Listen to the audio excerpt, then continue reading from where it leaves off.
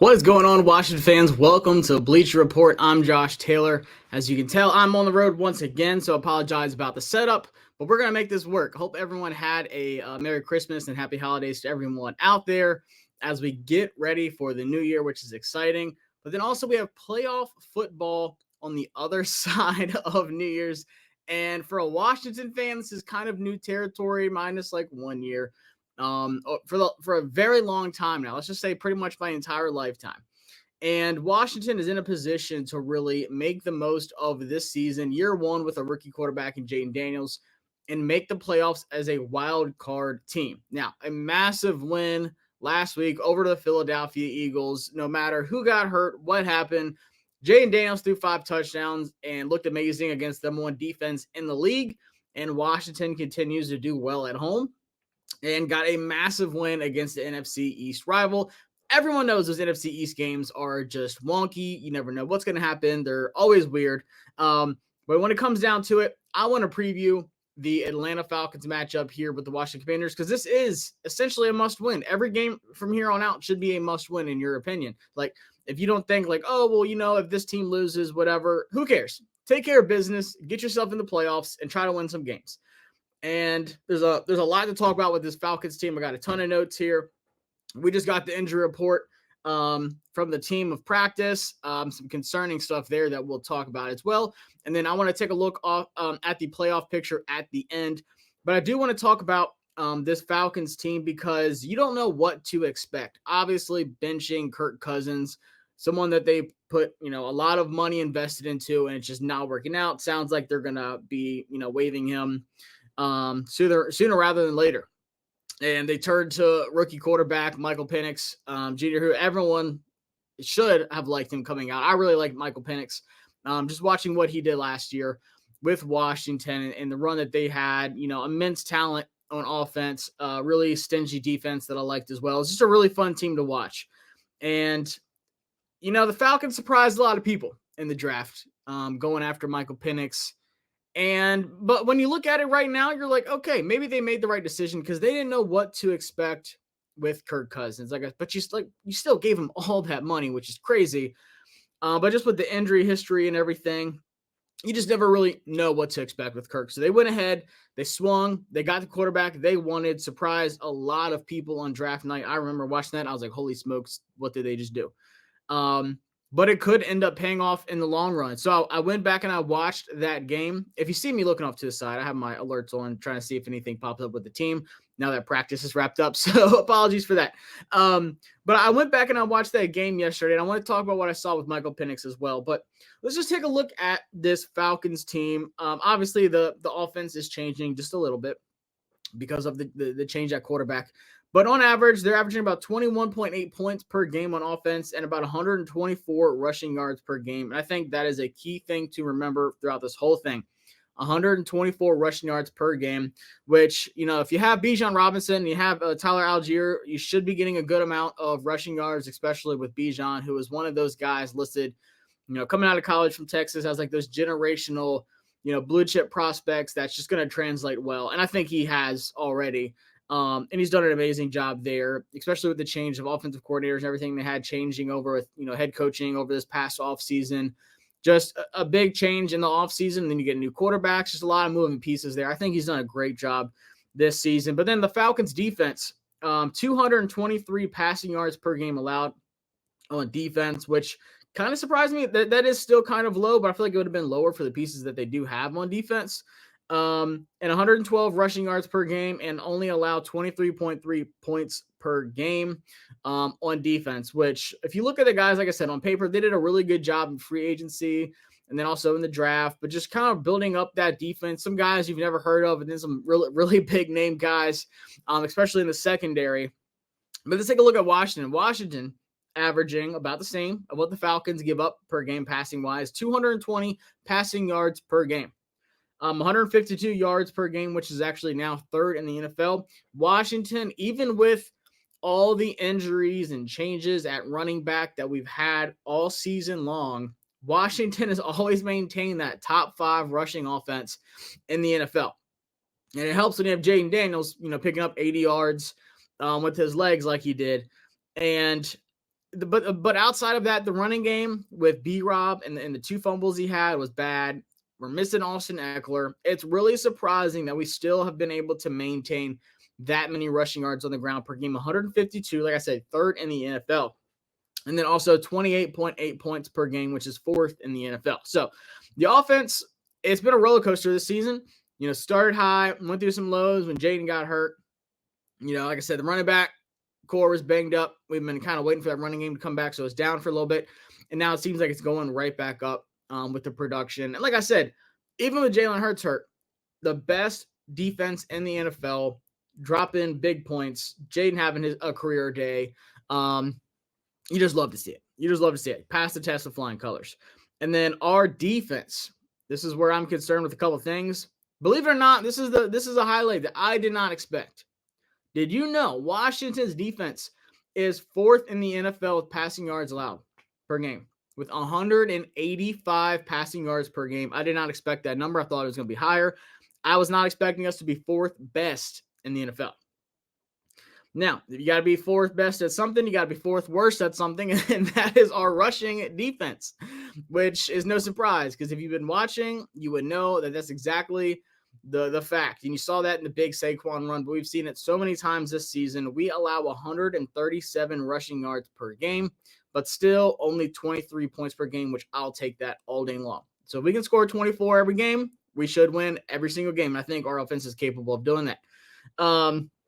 But now, Michael Penix, like I said, him coming out, there's a couple of different things you have to remember about him that really makes this matchup interesting. He's a left-handed quarterback. He is a left-handed quarterback. It mixes things up. It completely flips the script of what you're wanting to do on one side of the line when you're talking about their blind side. You don't have that traditional right-handed quarterback that you have to worry about. Now you got the lefty Michael Penix, who, like I said, really didn't impress me. If you look at the numbers, if you just go to the app, the Bleacher Report app, and you're looking at the score and the stats, you're like, okay, the Falcons blew the Giants out, whatever. Let me look at Michael Penix, and you're like, okay, that didn't really, they beat him 34-7. I was expecting big numbers by Penix. But when I look at it, he was 18 for 27, 202 passing yards, no touchdowns, and an interception. Josh, what are you talking about? What impressed you? Those numbers suck. That's awful. We should kill these guys. I'm here to tell you that stats never tell the full story. You have to watch the game. You have to watch the all 22. That's exactly what I did this morning when I woke up. I was like, I want to watch every single drop back of Michael Penix against the Giants and see what we have coming out here. Like I said, he's a left-handed quarterback, so that really changes things up.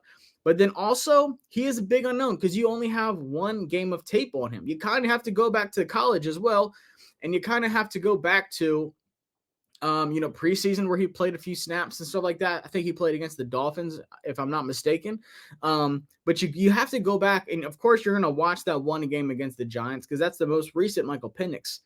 But you just have to get as much film as you can on this guy to see what, his habits are, his throwing mechanics, what he does under pressure, looking through his reads. Does he make bad decisions? What does Michael Penix do? How does he operate, from that quarterback position?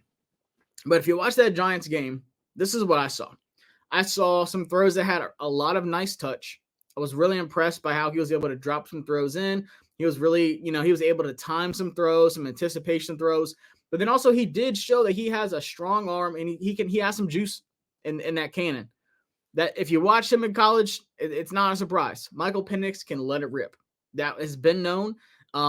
He showed it all the time. And honestly, he showed it Sunday as well. They didn't go deep as much as I kind of expected him to, but also in his first start, you don't, want to go out there and just throw bombs all day long. He was making smart decisions, but even so, he was dropping some big throws. I was really impressed with the zip. They were getting there quick when a wide receiver needed the ball there. There was no, slack or anything like that. It was there when it needed to be.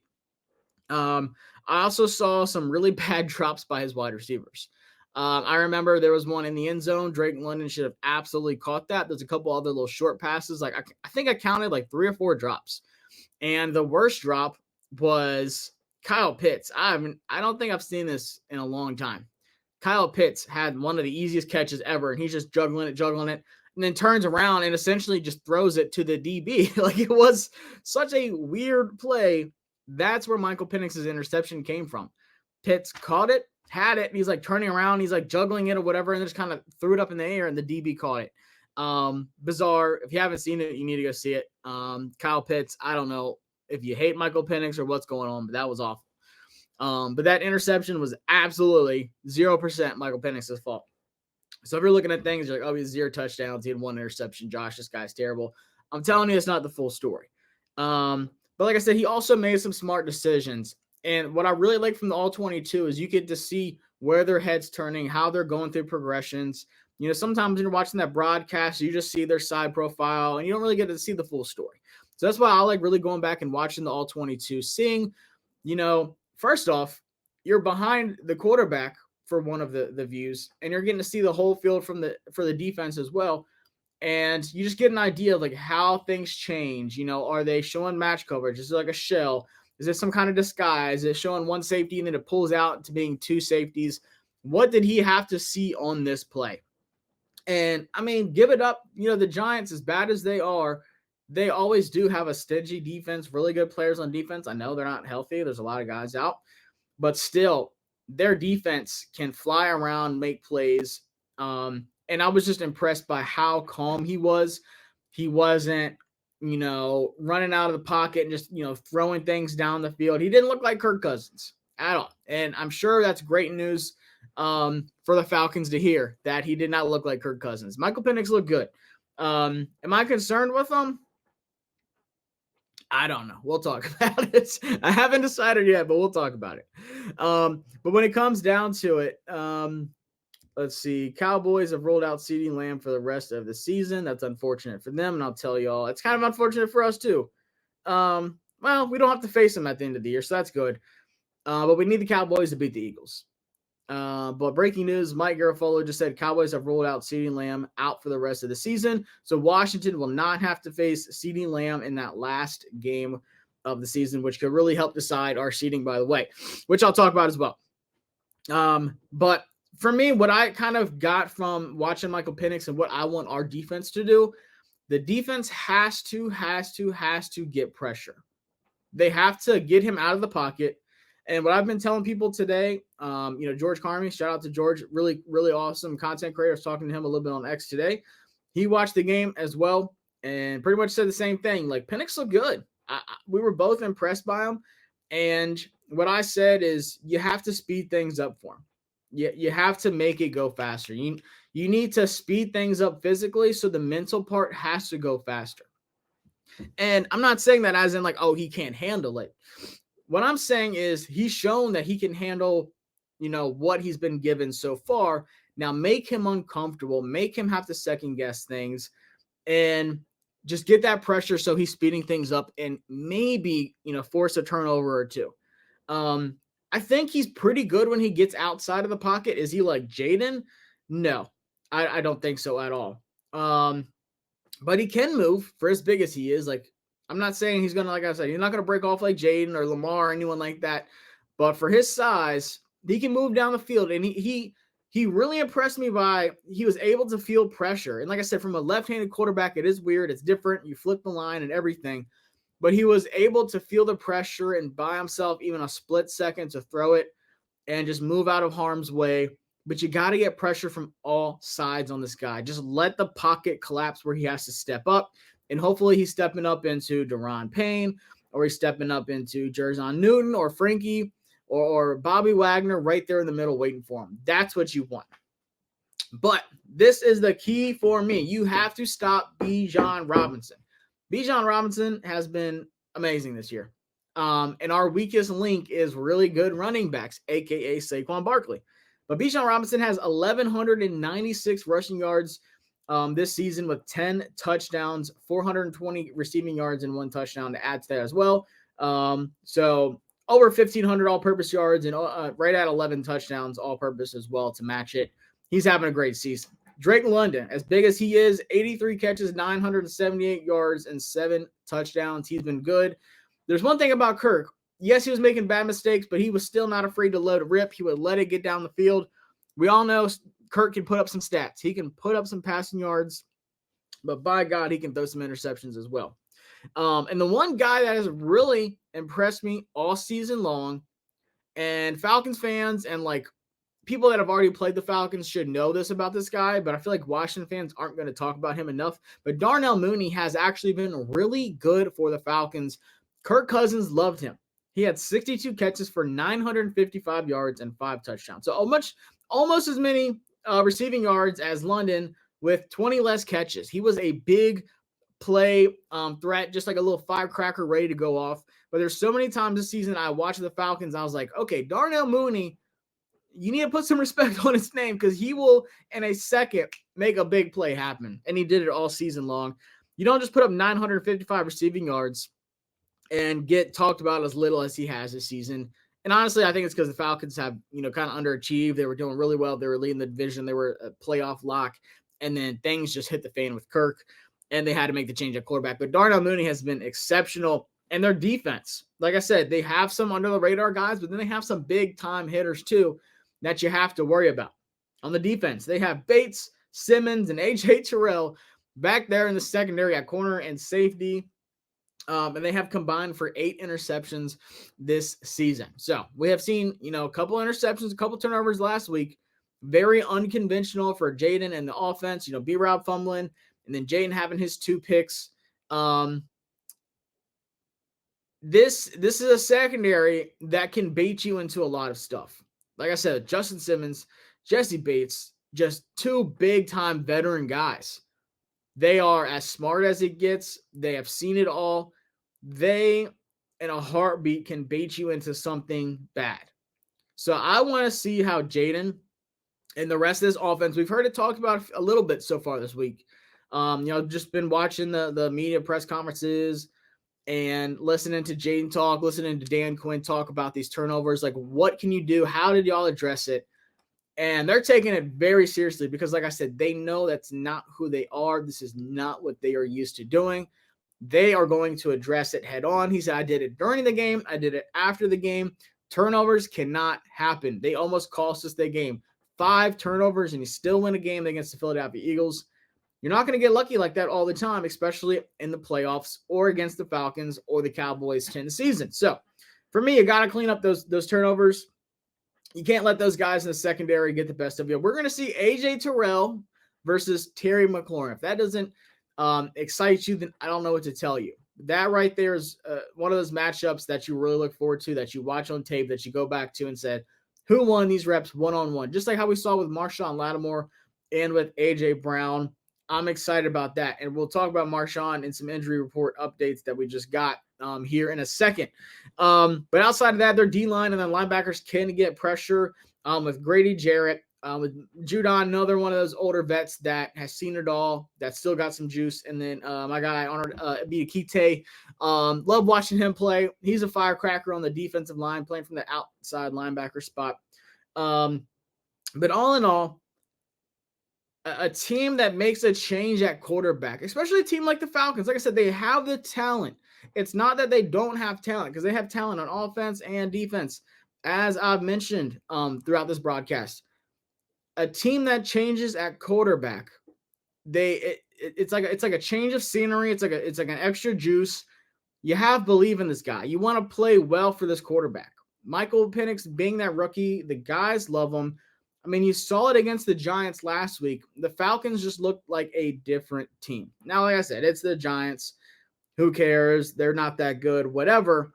But it just says something about it.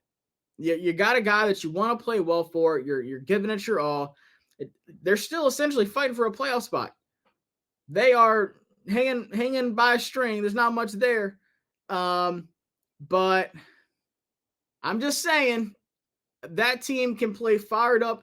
They can be motivated.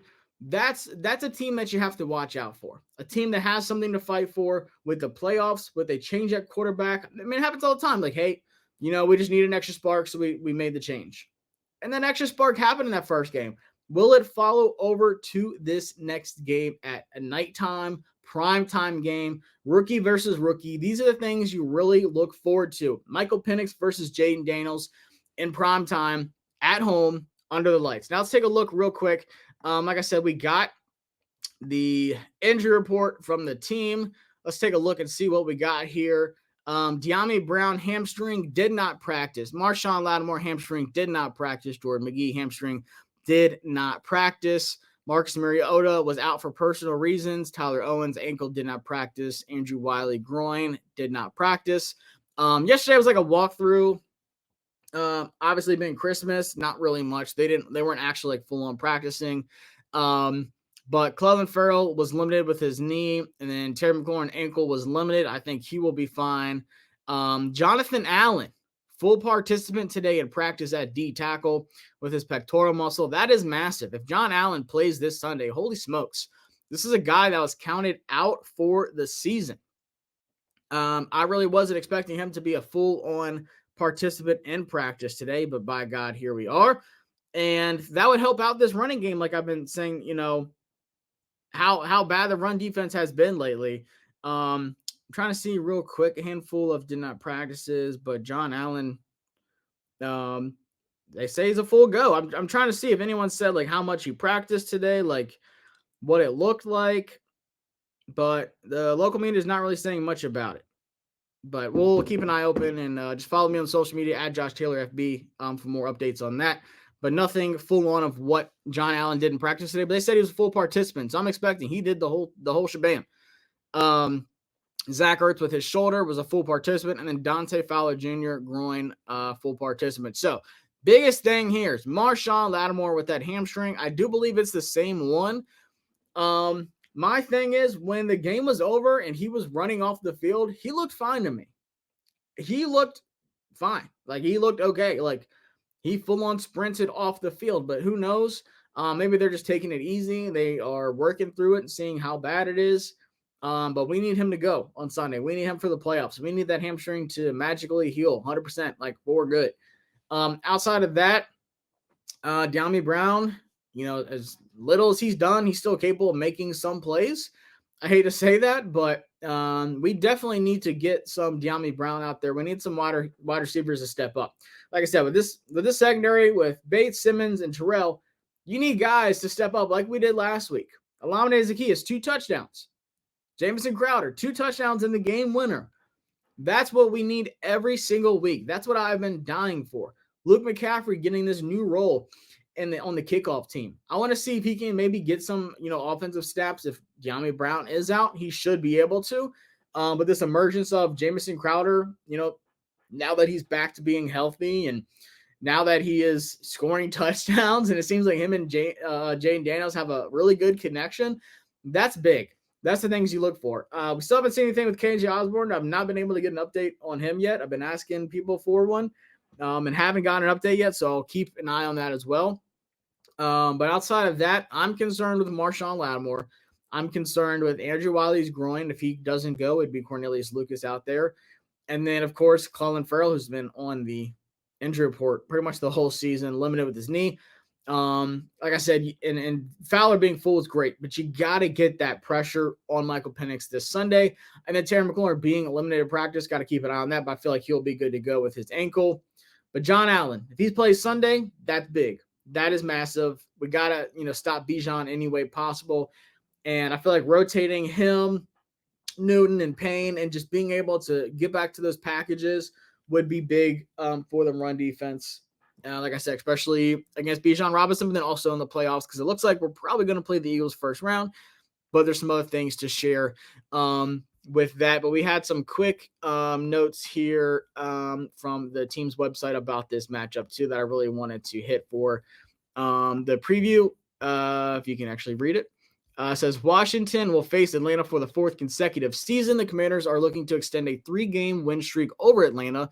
Last year, the Commanders defeated the Falcons in Atlanta 24-16 in Week 6. The Commanders have a 17-10-1 overall record and a 10-4 record at home against the Falcons. So a 10-4 at home. I'll take it. That's all we needed to hear. We're going to win. I'll see y'all at the game Sunday. Washington has an 11-12 record when playing on Sunday Night Football. Oof. Got to change that. It's been bad. We got to fix that. It is looking for the first win on Sunday Night Football since 2020 when they defeated the Philadelphia Eagles 20-14.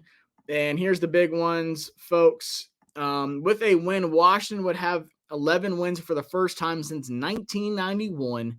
And with a win, the Commanders would have 7 wins at home, their highest total since 1991 as well. For those at home, that is older than me. I was born in 93. Yes, I look like I'm 26.